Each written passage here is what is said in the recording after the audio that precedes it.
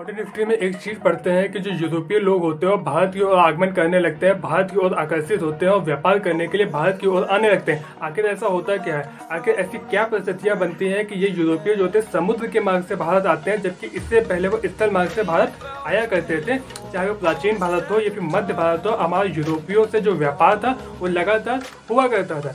अब हम यहाँ पे यह एक कंडीशन समझेंगे कि जो मॉडर्न हिस्ट्री थी, मॉडर्न हिस्ट्री में ऐसी कौन सी सिचुएशन बनी जिसकी वजह से अंग्रेज जो है भारत की ओर को आकर्षित हुआ, और उनमें से ब्रिटेन जिसने अंततः लगभग भारत पर 200 वर्षों तक शासन किया।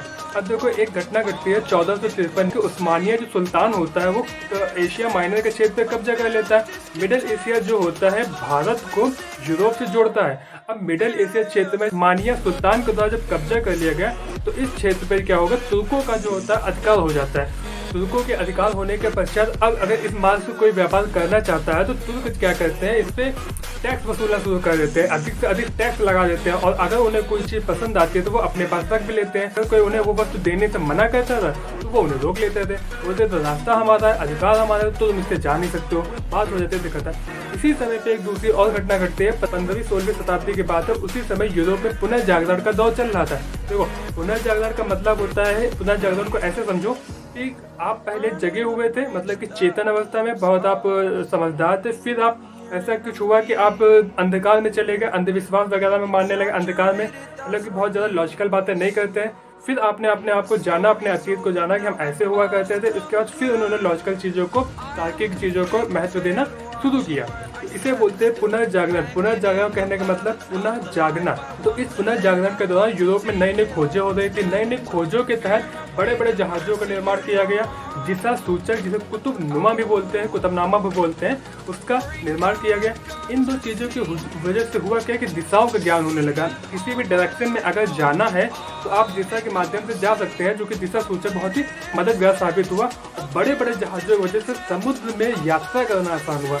और इसी समय जो यूरोप के जो कंट्रीज, यूरोप में कुछ मेन कंट्रीज हुआ करती थी, जैसे कि स्पेन हो गया, फ्रांस हो गया, पुर्तगाली हो गए, ब्रिटेन हो गए। ये क्या कर रहे थे, विश्व के विभिन्न देशों की, विश्व के विभिन्न भागों की खोज कर रहे थे और नए नए स्थानों को खोज करके वहाँ के संसाधनों का उपयोग अपने फायदे में करना चाह रहे थे। क्रम में पुनर्जागरण के दौर में वहाँ के राजाओं ने अपने नागरिकों को बोला कि आप जाइए, सरकारी खर्चे पर विश्व के विभिन्न भागों की खोज करिए और अपने देश को अधिक से अधिक समृद्ध बनाइए और व्यापार को अधिक से अधिक चीज़ों को अपने देश में लाइए।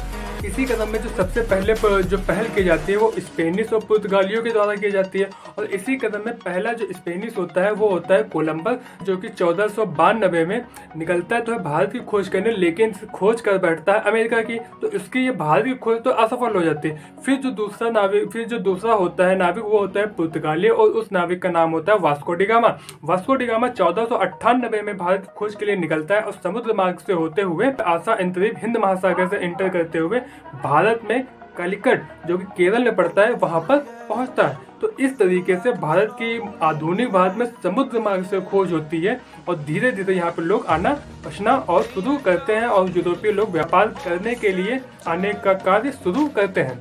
उम्मीद करता हूँ जानकारी पसंद आई होगी। जानकारी पसंद आई हो तो चैनल को लाइक करें, शेयर करें, सब्सक्राइब करें। Thank you.